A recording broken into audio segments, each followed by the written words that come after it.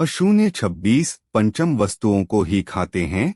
23 इस लोक में जो ब्राह्मण आदि उच्च वर्ण के लोग कुत्ते या गधे पालते और शिकार आदि में लगे रहते हैं तथा शास्त्र के विपरीत पशुओं का वध करते हैं, मरने के पश्चात वे प्राणरोध नरक में डाले जाते हैं और वहां यमदूत उन्हें लक्ष्य बनाकर बाणों से बींधते हैं। 24 जो पाखंडी लोग पाखंडपूर्ण यज्ञ में पशुओं का वध करते हैं, उन्हें परलोक में वैशस विषसन नरक में डालकर वहां के अधिकारी बहुत पीड़ा देकर काटते हैं। 25 जो द्विज कामातुर होकर अपनी सवर्णा भार्या को वीर्यपान कराता है, उस पापी को मरने के बाद यमदूत वीर्य की नदी लालाभक्ष नामक नरक में डालकर वीर्य पिलाते हैं।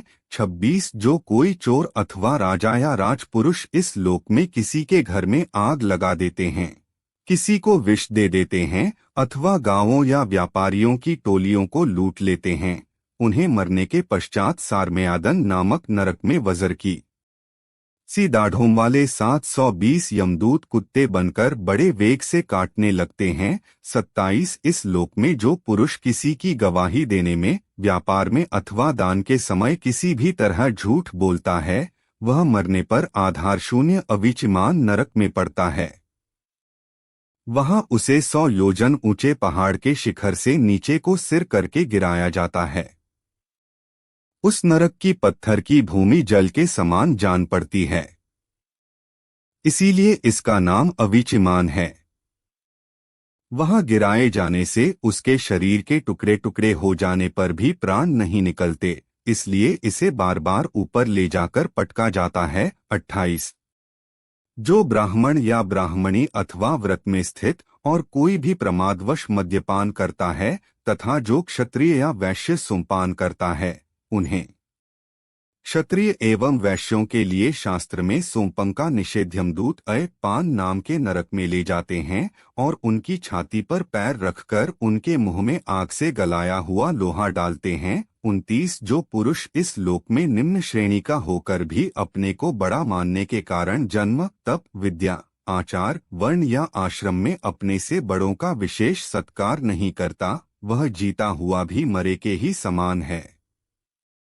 उसे मरने पर क्षारकर्दम नाम के नरक में नीचे को सिर करके गिराया जाता है और वहां उसे अनंत पीड़ाएं भोगनी पड़ती हैं। 30 जो पुरुष इस लोक में नरमेधादि के द्वारा भैरव, यक्ष, राक्षस आदि का यजन करते हैं और जो स्त्रियां पशुओं के समान पुरुषों को खा जाती हैं, उन्हें वे पशुओं की तरह मारे हुए पुरुष यमलोक में राक्षस होकर तरह तरह की यातनाएं देते हैं और रक्षोगण भोजन नामक नरक में कसाईयों के समान कुल्हाड़ी से काट काट कर उसका लोहू पीते हैं।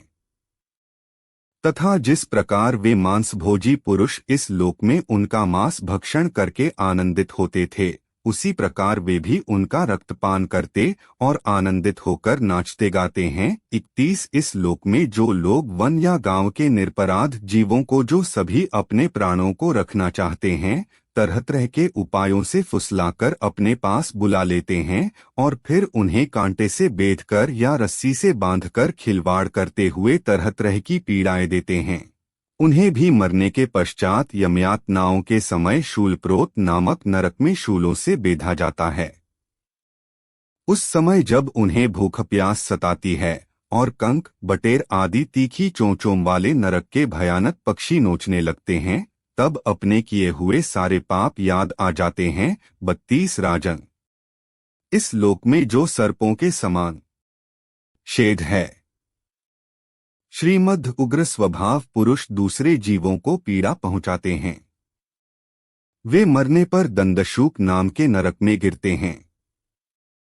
वहां 5-5, 7-7 मुंह वाले सर्प उनके समीप आकर उन्हें चूहों की तरह निगल जाते हैं। 33 जो व्यक्ति यहाँ दूसरे प्राणियों को अंधेरी खत्तियों, कोठों या गुफाओं में डाल देते हैं, उन्हें परलोक में यमदूत वैसे ही स्थानों में डालकर विषैली आग के धुएं घोंटते हैं। इसीलिए इस नरक को अवट निरोधन कहते हैं। 34 जो गृहस्थ अपने घर आए अतिथि अभ्यागतों की ओर बार बार क्रोध में भरकर ऐसी कुटिल दृष्टि से देखता है मानो उन्हें भस्म कर देगा, वह जब नरक में जाता है तब उस पापदृष्टि के नेत्रों को गिद्ध, कंक, काक और बटेर आदि वजरकीसी कठोर चोंचों वाले पक्षी बलात् निकाल लेते हैं। इस नरक को पर्यावर्तन कहते हैं। 35 इस लोक में जो व्यक्ति अपने को बड़ा धनवान समझकर अभिमानवश सबको टेढ़ी नजर से देखता है और सभी पर संदेह रखता है, धन के व्यय और नाश की चिंता से जिसके हृदय और मुंह सूखे रहते हैं, आठ तनिक भी चैन न मानकर जो यक्ष के समान धन की रक्षा में ही लगा रहता है तथा पैसा पैदा करने, बढ़ाने और बचाने में जो तरह तरह के पाप करता रहता है, वह नराधम मरने पर सूचीमुख नरक में गिरता है। वहाँ उस अर्थ पिशाच पापात्मा के सारे अंगों को यमराज के दूत दर्जियों के समान सुई धागे से सीते हैं। 36 राजन, यमलोक में इसी प्रकार के सैकड़ों हजारों नरक हैं। उनमें जिनका यहाँ उल्लेख हुआ है और जिनके विषय में कुछ नहीं कहा गया, उन 05 सभी में सब अधर्मपरायण जीव अपने कम अनुसार बारी बारी से जाते हैं। इसी प्रकार धर्मा पुरुष स्वर्ग आदि में जाते हैं। इस प्रकार नरक और स्वर्ग के भोग से जब इनके अधिकांश पाप और पुण्य क्षीण हो जाते हैं, तब बाकी बचे पुण्य पाप रूप कर्मों को लेकर ये फिर इसी लोकर्म जन्म लेने के लिए लौट आते हैं। 37 इन धर्म और अधर्म दोनों से जो निवृत्ति मार्ग है, उसका तो पहले द्वितीय स्कंध में ही वर्णन हो चुका है। पुराणों में 14 भुवन के रूप का वर्णन किया गया है। वह ब्रह्मांड कोश इतना ही है। यह साक्षात परम पुरुष श्री नारायण का अपनी माया के गुणों से युक्त अत्यंत स्थूल स्वरूप है। इसका वर्णन मैंने बताया।